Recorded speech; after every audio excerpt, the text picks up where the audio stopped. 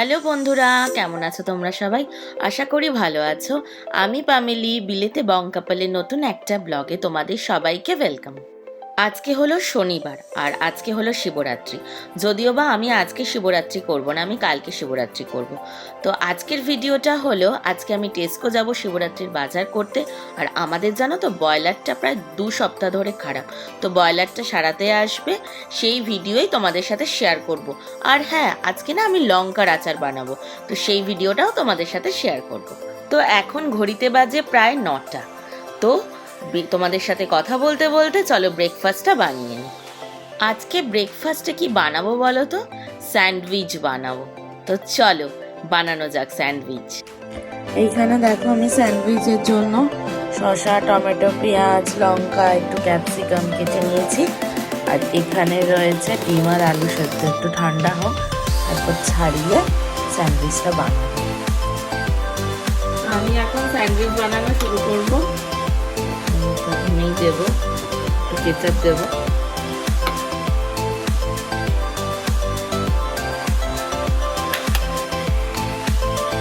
কেচাপটা লাগানো হয়ে গেছে, এবার একটু মায়োনিজ দিয়ে দেবো, সামান্য দেবো।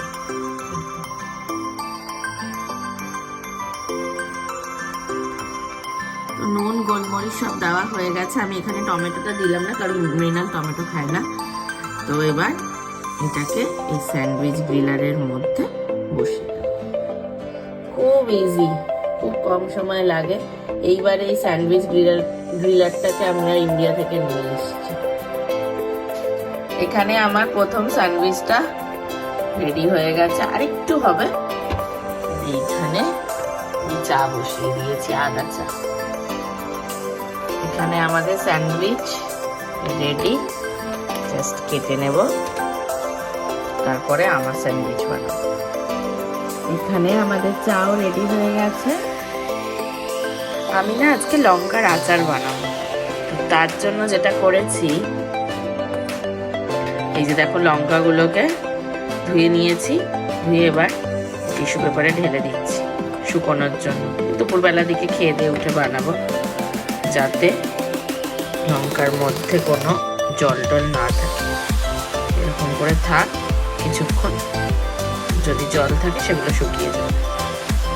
তোমাদের সাথে শেয়ার করবো কিভাবে বানাচ্ছি লঙ্কার আচার। তোমাদের তো আগেই বলেছিলাম প্রায় 15 দিন থেকে আমাদের বয়লার মানে গিজারটা খারাপ। তো এই প্লাম্বার দাদা এসেছেন গিজারটা সারাতে।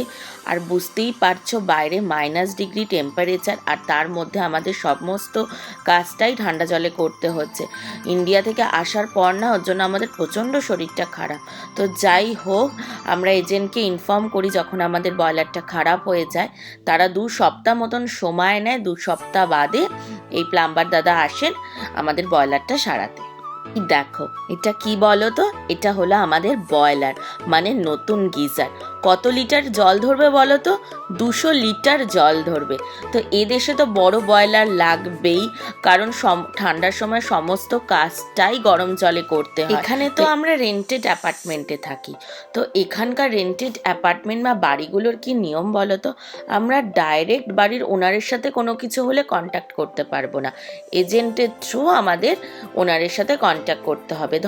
ধরো বাড়ির কিছু খারাপ হয়ে গেছে, যেমন ধরো আমরা যখন আগের বছর এই অ্যাপার্টমেন্টে শিফট করি, আসা মাত্রই আমাদের না কিচেনের সিঙ্কের ট্যাপটা খারাপ হয়ে যায়। তো সেটা ঠিক করার জন্য আমরা তখন এজেন্টকে বলি। তো এজেন্ট তখন আমাদের বাড়ির ওনারের থেকে অ্যাপ্রুভাল নিয়ে আমাদের ট্যাপটা সারাই করে।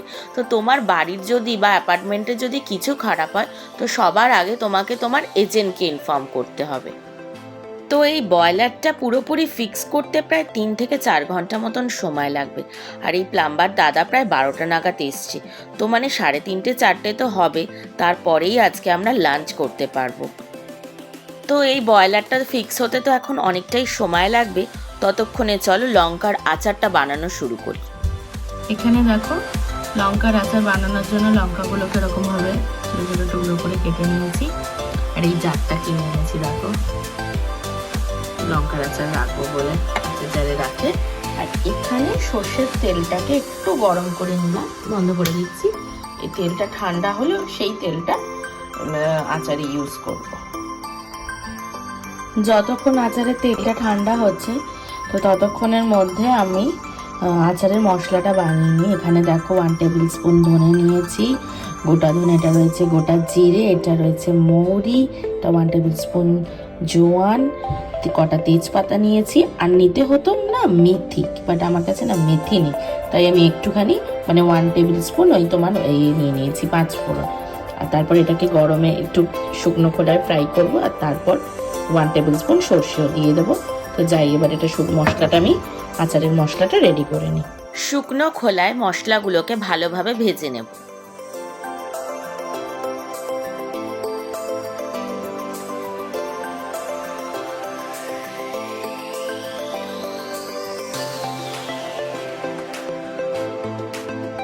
তো ফাইনালি এবার আচারটা বানাবো। দেখো এখানে লঙ্কাগুলো কাটা আছে। এই সর্ষের তেলটাকে একটু গরম করে ঠান্ডা করে নিয়েছি। আর যেটা লাগবে তোমার ভিনিগার, লেবুর রস, নুন, আর এখানে রয়েছে সেই মশলাটা। তো চলো এবার আচারটা বানিয়ে নিই। আর এই চারটায় রাখবো, আগে তোমাদের বলেছি এই চারটায় আচারটা রাখবো। তো চলো এবার বানিয়ে নিই। তো চলো প্রথমেই যেটা দেবো 2 টেবিল স্পুন মতন ভিনিগার,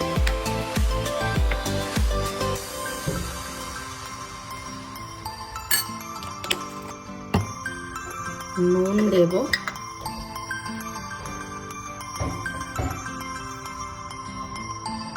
নুন দিলাম,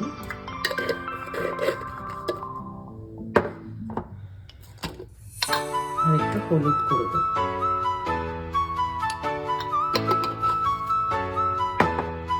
এবার এটাকে ভালোভাবে মিশিয়ে নেব।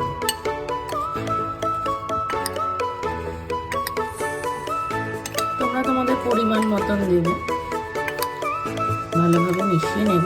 এবার এটাকে এভাবে 1 ঘন্টা মতন রাখবো। তারপরে বাকি মশলা, তেল, আরো নুন টুন সব কিছু পরে রাখবো। প্রায় 1.5 ঘন্টা মতন হয়ে গেছে। এবার এর মধ্যে যে মশলাটা বানিয়েছিলাম সেই মশলাটা অ্যাড করে দেবো। অল্প অল্প করে মেশাবো, তারপরে পরে বাকি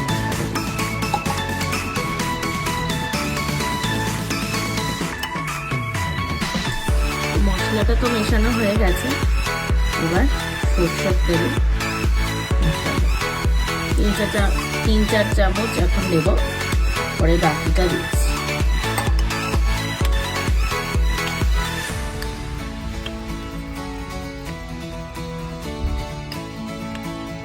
এরপর লেবুর রসটা দেব।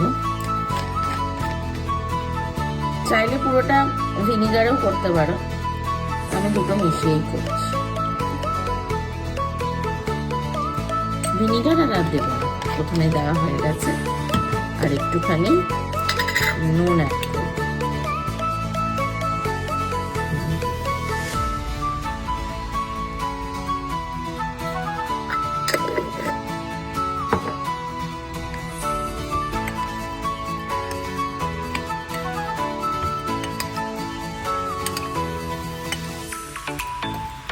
ফার্স্ট টাইম আমি আচার বানাচ্ছি,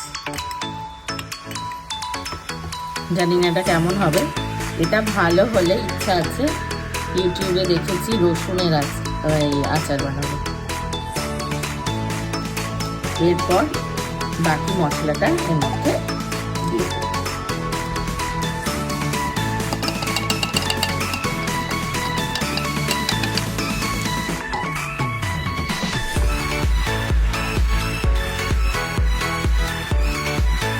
ভালো করে মিশিয়ে নেব।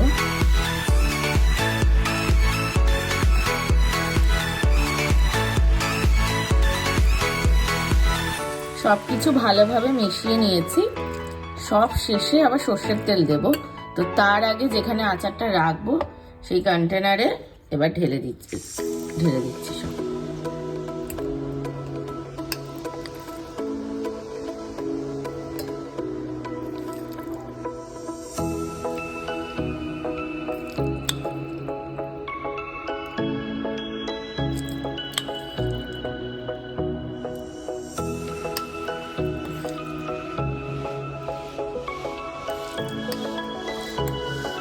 তো দেখো আচারটা এই জারের মধ্যে ঢেলে নিয়েছি। এরপর এই গরম করে ঠান্ডা করে নিয়েছি সর্ষের তেলটা এর মধ্যে ঢেলে দেবো।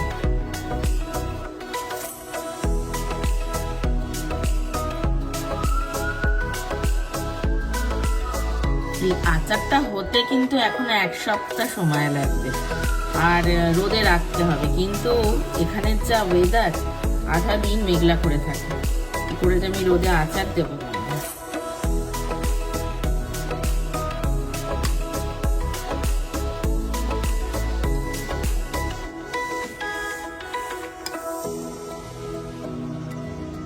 দেখো আমার লঙ্কার আচার রেডি। এবার এটাকে কি করব, টিস্যু দিয়ে এরকম ভাবে, এটা তো কাপড় দিলে ভালো হতো, টিস্যু দিয়ে এভাবে মুখটা আটকে রেখে দেব। আর যদি কালকে রোদ ওঠে তাহলে রোদে দিয়ে দেবো। তো আমার লঙ্কার আচার রেডি। আমরা এখন চলে এসেছি টেস্কো এক্সট্রাতে শিবরাত্রির বাজার করব বলে। সামনে দেখতেই পাচ্ছ কত বড় টেস্কোটা। টেস্কো না এখানে 3 ধরনের। এটা হলো সব থেকে বড়, যেটার নাম হলো টেস্কো এক্সট্রা। আর এর ছোটটা মানে সব থেকে ছোট যেটা রয়েছে সেটা হলো টেস্কো এক্সপ্রেস। আর টেস্কো এক্সপ্রেস আর এক্সট্রার মধ্যে একটা মিড সাইজ টেস্কোও রয়েছে। তো সামনেই দেখো পার্কিংটা কত বড়। তো চলো এবার টেস্কোর ভিতরে যাওয়া যাক, কারণ বাড়িটা ভীষণ ঠান্ডা। আর আমাদের বাড়ি থেকে 5 মিনিটস মতন ওয়াকিং ডিস্টেন্স এই টেস্কো এক্সট্রাটা। এই দেখো এখানে রয়েছে, মানে টেস্কোর নিচেই রয়েছে একটা মিষ্টির দোকান, রয়্যাল সুইটস। এখান থেকেই আমরা মিষ্টি টিষ্টি কিনি যখন পুজো টুজো হয় ঘরে।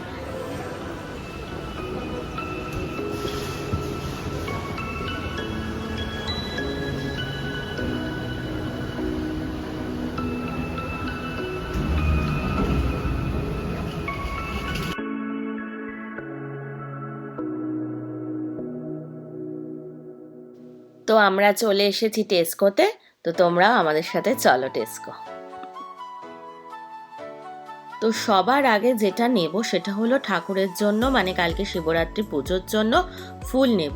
কিন্তু দেখো ফুলের কাউন্টার পুরো খালি, একটাও ফুল নেই। কারণ আজকে আমাদের আস্তে আস্তে না অনেকটাই দেরি হয়েছে, এখন ঘড়িতে প্রায় 7:30 মতন বাজে। আর ফুলগুলো না বিকালের মধ্যে পুরো খালি হয়ে যায়। তো মৃণালকে আবার সকালবেলা আসতে হবে ফুল নেওয়ার জন্য।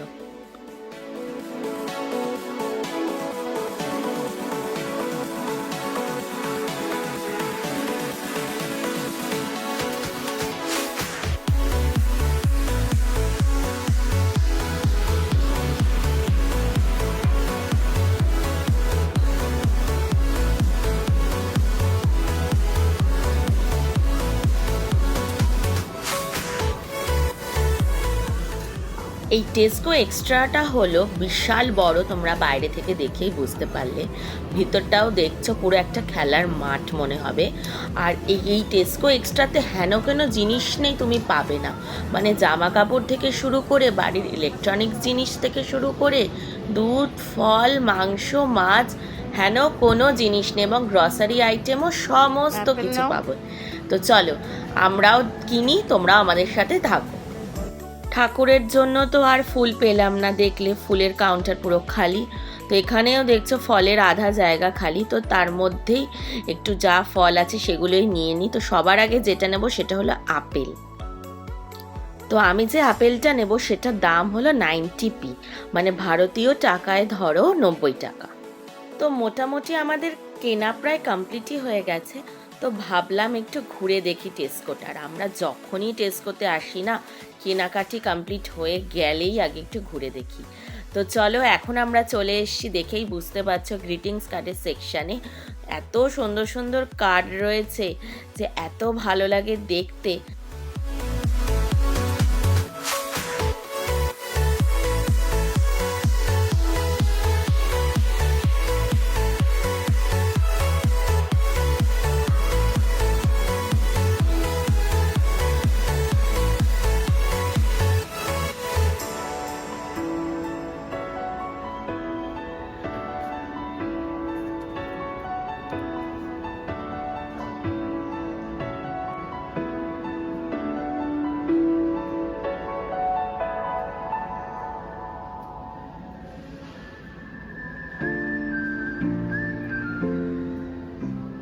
আর এই যে এই কফি মাগের জায়গাটা হলো আমার সব থেকে প্রিয় জায়গা।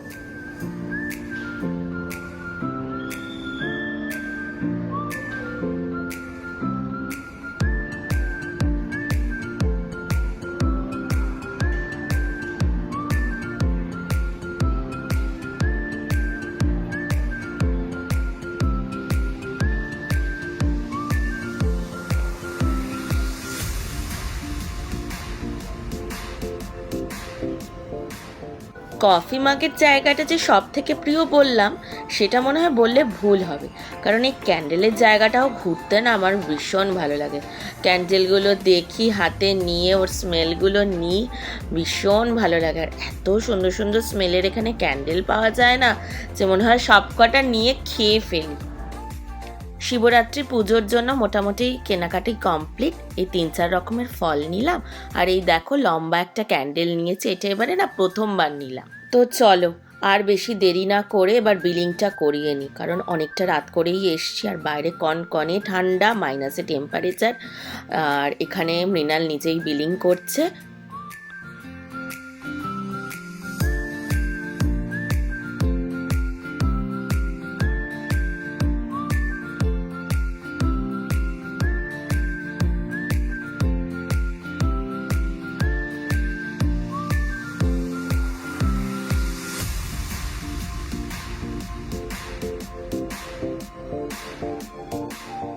তাহলে আজকের ভিডিওটা তোমাদের কেমন লাগলো আমাকে কমেন্ট করে অতি অবশ্যই জানিও। আশা করি ভালো লেগেছে, কারণ আজকের ভিডিওটাতে আমি অনেক কিছু দেখিয়েছি। লঙ্কার আচার, ব্রয়লার খারাপ হয়ে গেছিলো, আর শেষে এলাম দিনের শেষে টেস্কোতে। তো তোমাদের কেমন লাগলো অতি অবশ্যই কিন্তু আমাকে কমেন্ট করে জানিও। আর হ্যাঁ, ভিডিওটা যদি ভালো লেগে থাকে তাহলে ভিডিওটাতে প্লিজ একটা লাইক করে দিও, শেয়ার করো বন্ধুদের সাথে, আর অতি অবশ্যই আমার এই চ্যানেলটাকে সাবস্ক্রাইব করো। তো চলো, টাটা, গুড নাইট।